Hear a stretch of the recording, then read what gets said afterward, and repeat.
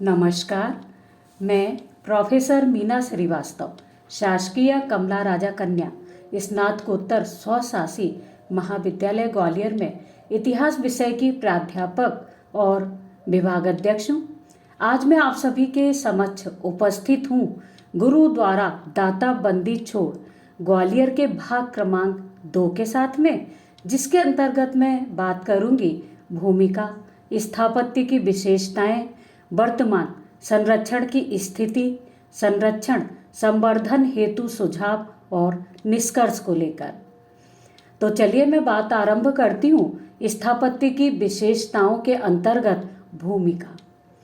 गुरु हरगोबिंद साहिब को 1609 ईस्वी में बादशाह जहांगीर ने ग्वालियर गढ़ में साढ़े साती के दोष निवारण की पूजा चालीसा पाठ, जो कि 40 दिन तक किया जाना था, के नाम पर नजरबंद कर दिया था। इसका मुख्य और वास्तविक कारण यह था कि जहांगीर गुरु हरगोबिंद जी की लोकप्रियता और मजबूत सैन्य सुरक्षा की व्यवस्था से घबरा गया था। 1621 ईस्वी में जहांगीर ने अस्वस्थ हो जाने पर मियाँ पीर नूरजहां आदि की सलाह पर गुरु हरगोबिंद साहिब के साथ ही 52 और कैदी भारतीय राजाओं को कारावास से रिहा कर दिया। दारोगा हरिदास ने रिहाई के समय ऊंची आवाज में कहा, बंदी छोड़ सती गुरु, कहकर गुरु जी की प्रशंसा की और चरणों में आ गिरे। उस समय उपस्थित जन समूह ने ऊंचे स्वर में जय दाता बंदी छोड़ के नारे लगाए। तभी से गुरु हरगोबिंद साहिब को दाता बंदी छोड़ साहिब एवं मीरी पीरी के मालिक और बंदी छोड़ सती गुरु कहकर सत्कार के साथ याद किया जाता है। ग्वालियर से गुरु हरगोबिंद साहिब जी दिल्ली गए। यहाँ पर यमुना के किनारे मंजनू के टीले वाले अपने पूर्व के स्थान पर उन्होंने निवास किया। बादशाह जहांगीर ने अपने दरबार में गुरु हरगोबिंद साहिब को अपने सिंहासन से भी ऊंचा सिंहासन प्रदान किया और यहाँ गुरु हरगोबिंद साहिब जी ने सभी 52 राजाओं और जहांगीर के मध्य मित्रता करवा दी। इसके बाद श्री अमृतसर साहिब पहुंचकर घोड़ों से उतरकर गुरु जी ने 5 सिखों के साथ जाकर सबसे पहले हरि मंदिर साहिब में मत्था टेका, परिक्रमा की और अकाल तख्त साहिब के सम्मुख खड़े होकर शुक्राने की प्रार्थना की। अब उन्होंने माता जी को माथा टेका और कड़ाह प्रसाद बांटा गया।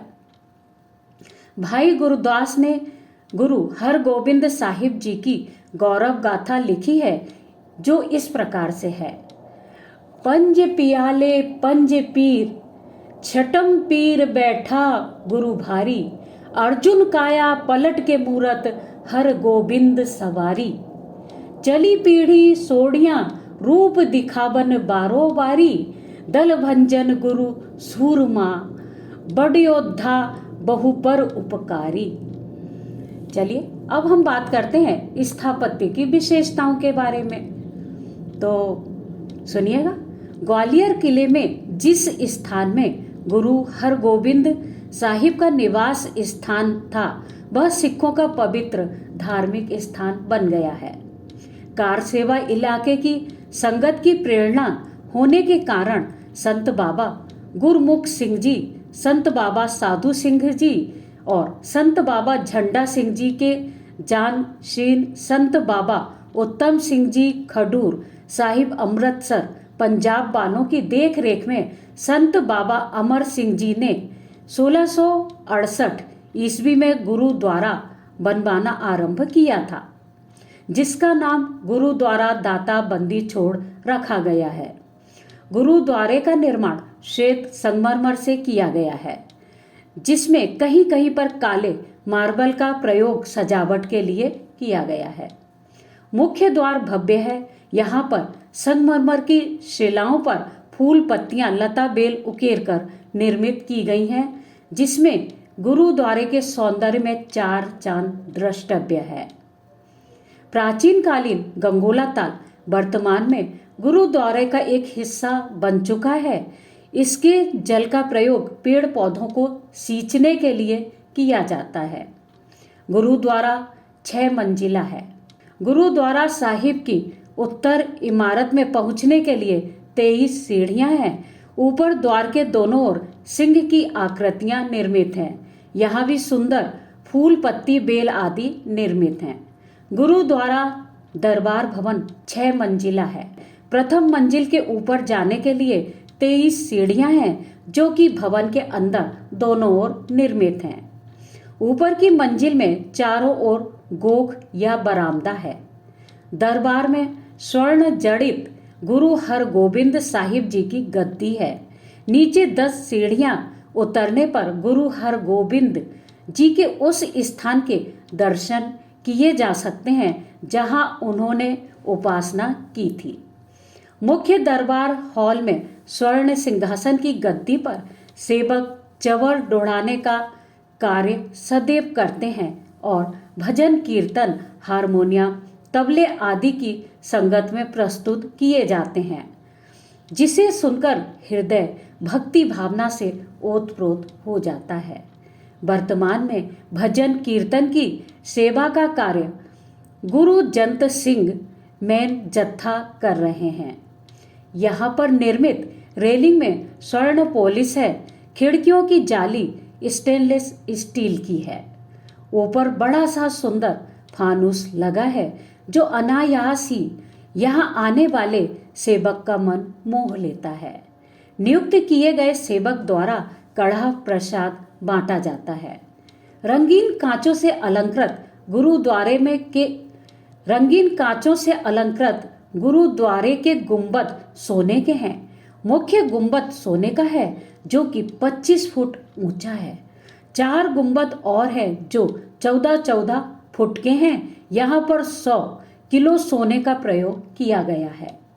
द्वार पर खिड़कियां चौकोर हैं। यह 20वीं शताब्दी का एक बेजोड़ स्थापत्य का नमूना है। गुरुद्वारे में लंगर हॉल, दीवान हॉल, फुब्बारे, सरोवर, 4 दीवानी और सरायों के बहुत से कक्ष हैं। दर्शनी ड्योरी में अभी और भी कक्षों का निर्माण हो रहा है। इन कक्षों में बाहर से आने वाले पर्यटकों के रुकने की व्यवस्था है और कार सेवा के अंतर्गत इनके द्वारा बस भी चलाई जाती है जो स्टेशन से सवारियों को लाती और यहाँ पर ले जाती है। गुरुद्वारे का पूरा परिसर 22 बीघा भूमि में निर्मित है। गुरुद्वारे के सामने बड़े बड़े पेड़ और सुंदर पौधे लगे हुए हैं जो पर्यावरण को अति उत्तम बना देते हैं और आने वाले पर्यटकों का हृदय भी मोहते हैं।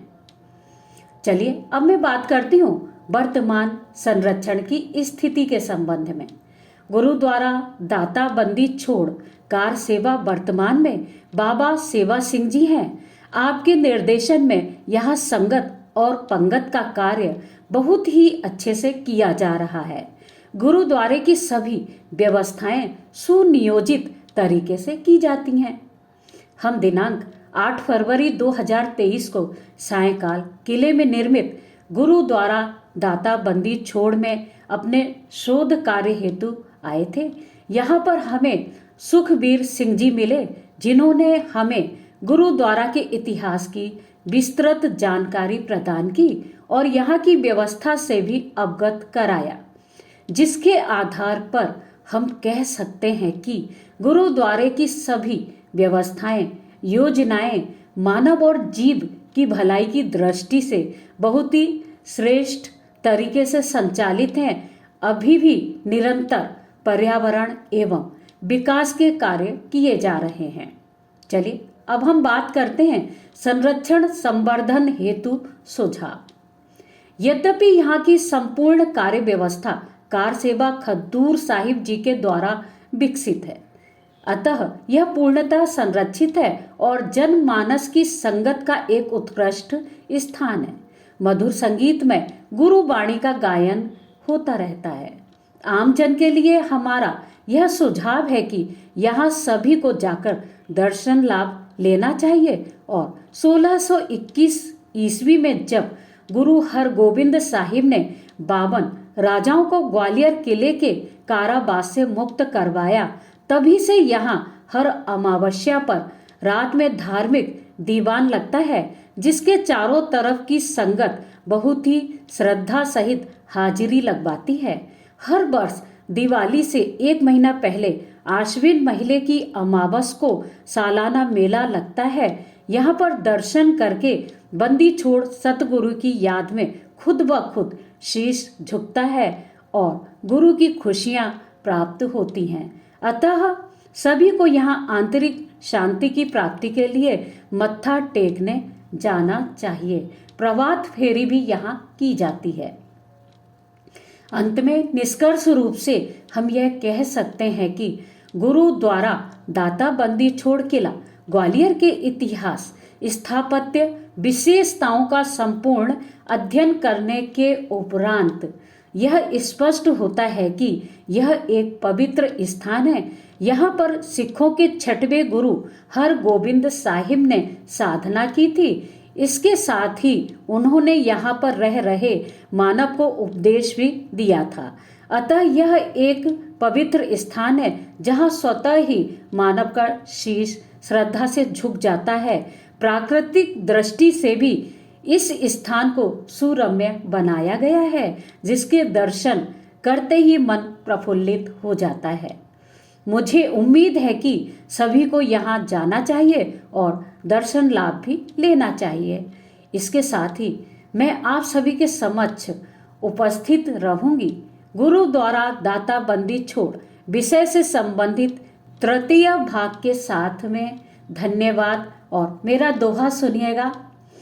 सतगुरु की यह चाह थी, सतगुरु की यह चाह थी, करें नेक सब कार्य, सत्य वचन हृदय धरें, सत्य वचन हृदय धरें, है भारत के आर्य, प्रिय भारत के आर्य। धन्यवाद।